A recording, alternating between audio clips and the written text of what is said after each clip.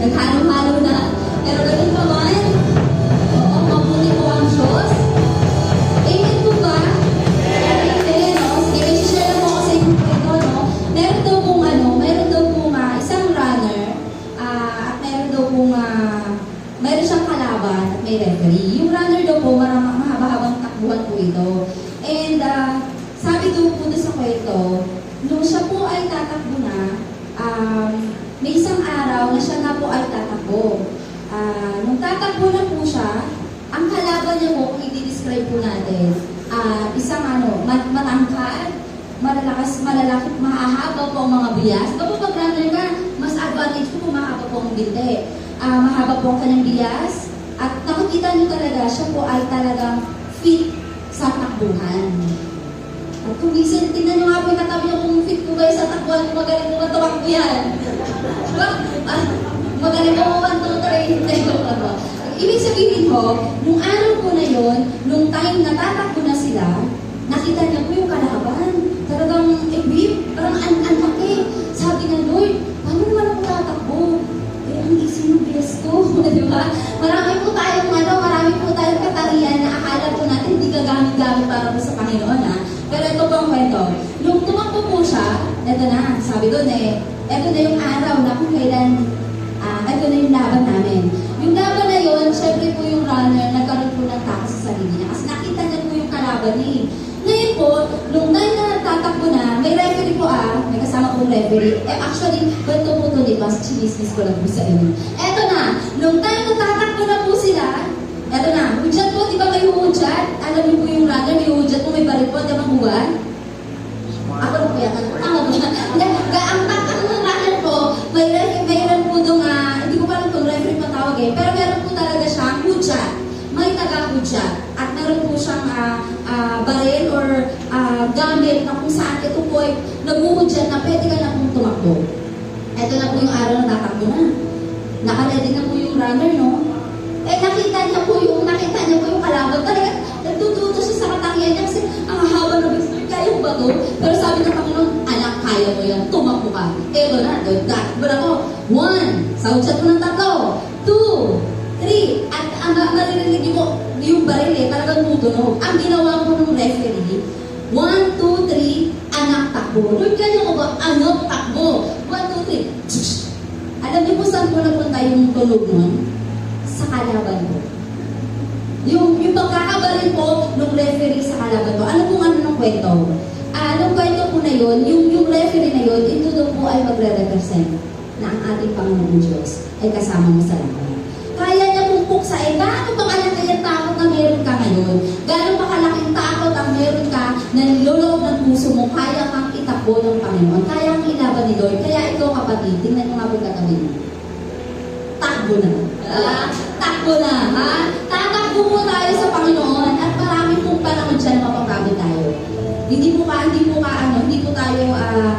po tayo iba. Talagang makakaramdam po tayo ng pagod. Pero bakit po tayo makakaramdam ng pagod? Kasi tao po tayo Pero may Diyos na nabuhay sa iyo. Napapatunayan niya sa cross na kaya ka nang tanggapin at mahalin kahit sino ka. Amen po ba?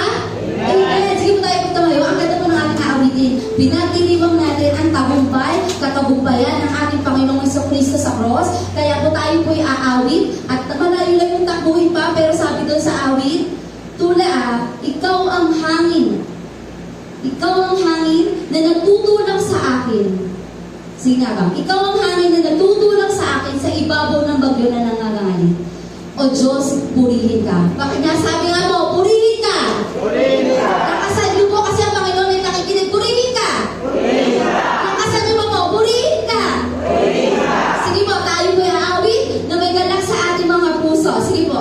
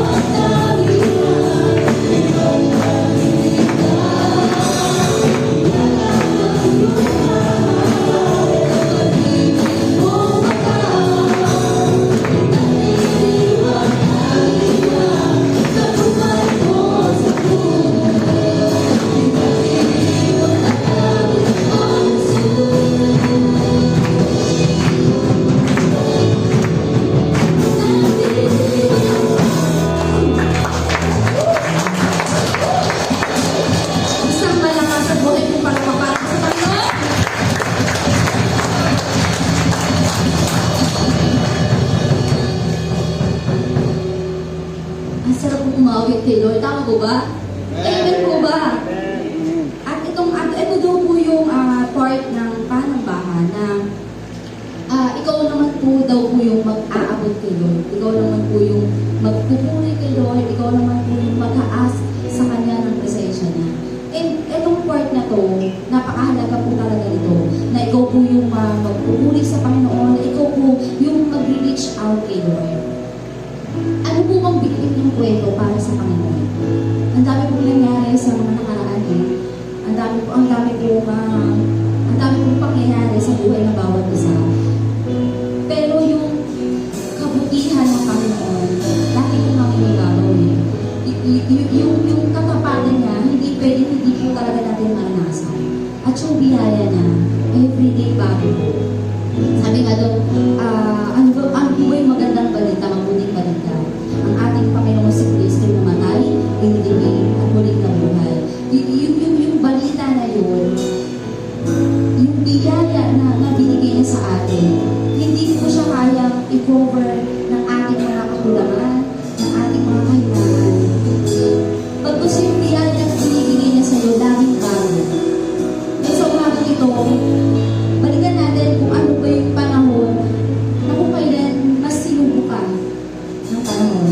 Ano ba yung season ng buhay mo na masasabi mo, Lord, salamat. Kasi sa dami ng pangyayari sa buhay mo, sa dami ng tao sa mundo, hahanapin ka pa rin ng Panginoon. Lalo na sa mga panahon na hindi mo na kaya. Lalo na sa mga panahon na ikaw na lang akala mo, ikaw na lang mag-isa sa laban mo, sa takuhin mo sa Kanya. Pero ang Panginoon, laging handang abutin ka kahit sino at nasaan ka pa. Sabi nga doon, nasa tough days ka pa, nasa darkest moment ka pa ng buhay mo, kaya kang abutin ng Panginoon. Sa mga ito, patuloy po tayo umawit. Ilaan po natin ating mga dinig, ating mga isip, at ating mga puso para po sa Panginoon. Aawit tayo para sa Diyos na sinasamba natin. Diyos na buhay at Diyos na mahal tayo.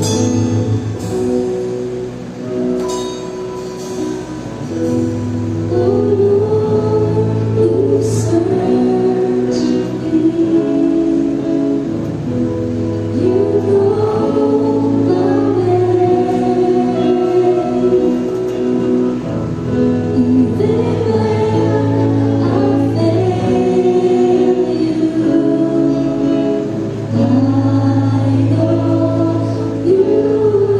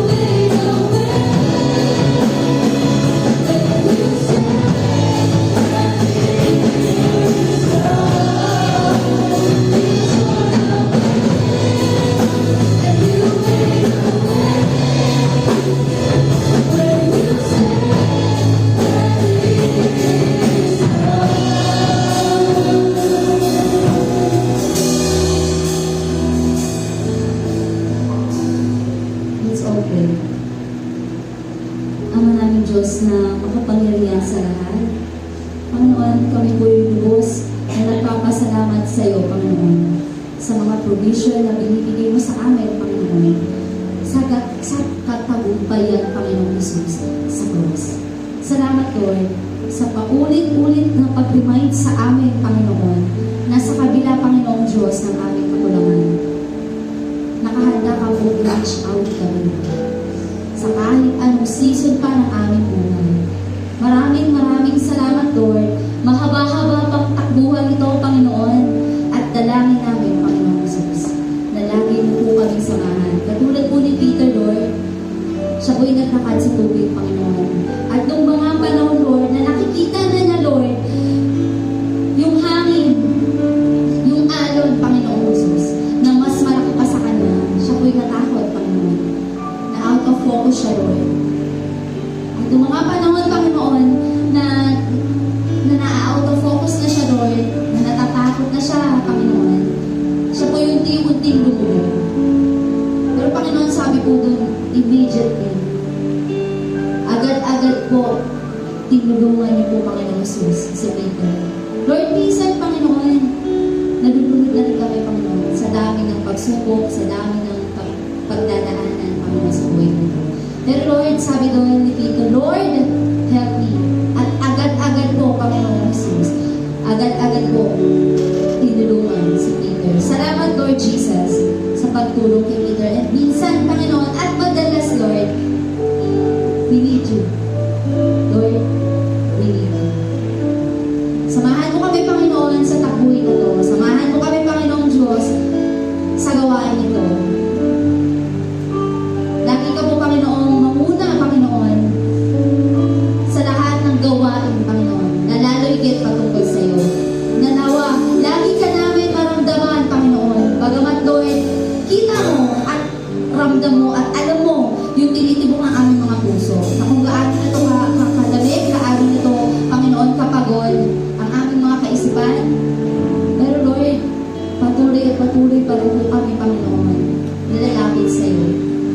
Patawad, Lord, sa lahat ng kakulangan. Patawad, Lord, sa mga panlalamig, Panginoon, sa mga panahon na kami naglalamig. Patawad, Lord, na kung minsan, ang dali namin mag-give up, Lord, sa tapuin. Pero, Panginoon, hindi mo po hinahayaan na ang mga anak mo ay manghina. Ito'y nagpapatunay lang, Panginoong Jesus, sa cross. Na every time, Lord, na nanghihina kami, lagi kaming tumingin sa cross. Sa cross na kayang tanggapin ng ating Panginoong Jesus ang lahat ng sakit, ang lahat ng sugat, ang lahat ng paghihirap para sa iyo, kapatid, na nakatayo ngayon. Salamat, Panginoong Jesus, sa pag-ibig mo. Salamat, Panginoong Jesus, sa pag-reach out kay Peter. Madalas, Lord, ganun din kami, Panginoong Jesus. Kailangan ka namin sa aming buhay.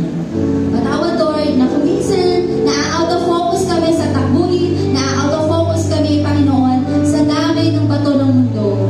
Pero Lord, meron ka pong binubulong sa amin na kaya mo yan. Natakbo ka lang. Salamat, Lord, sa mga panahon na i-give up na kami, hindi ka po pumapayag. Na ang mga anak mo ay manghina sa takbuhin. Salamat, Lord, ang aming mga pasasalamat, Lord, kulang pa eh. Kasi kung babalikan namin, Panginoong Jesus, yung mga nakaraan na kung saan una ka namin nakilala, patuloy kami mamamangha na kung gaano mo kami inibig, gaano mo kami hinanap ng mga panahon, Panginoon, na kami nagkakasala. Salamat, Lord, sa pagtubos sa aming mga kasalanan. Salamat sa biyaya mo, Panginoon Jesus. Lord, we are praying for our pastor, Panginoon. Tulungan mo siya, lagi mo siyang gamitin, Panginoon, sa iyong basahan. At lagi, Panginoon Diyos, ang mga miyembro ng panambahan nito ay matuto pong sumunod sa mga leaders, Panginoon, ng Church of Christ, J.P. De Leon. Tulungan mo rin, Panginoon Diyos, ang bawat isa, Panginoon, na magkaroon lagi, Lord, ng fire sa aming mga puso, Panginoon. Na huwag itong mawala, Panginoon, at lagi mo kami tulungan na mag-init ito, Panginoon. Kasi, Lord, kami po'y dapat maging asin at ilaw sa mundo ito. Tulungan mo kami, Lord, na maging equip kami, Lord, na kami naman po, Panginoong Jesus, ang gagawa at maibalik namin, Panginoon, ang lahat ng para sa iyo. Ang ma-share namin